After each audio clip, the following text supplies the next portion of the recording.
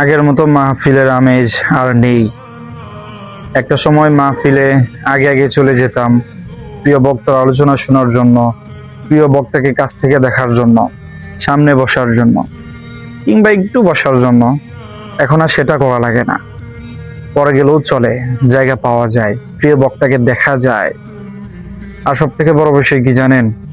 আগে মুসাফা তো দূরের কথা, বক্তাকে কাছ থেকে দেখাটাই ছিল কষ্টসাধ্য।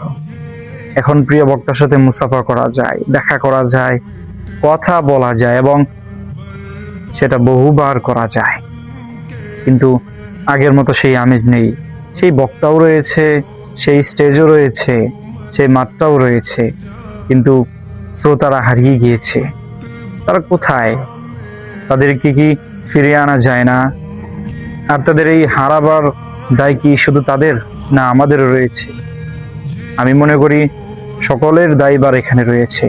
তাই আসুন না, সকল কিছু ভুলে দাওয়াতের ময়দানটাকে আবারও পুনরুজ্জীবিত করি। আসসালামু আলাইকুম।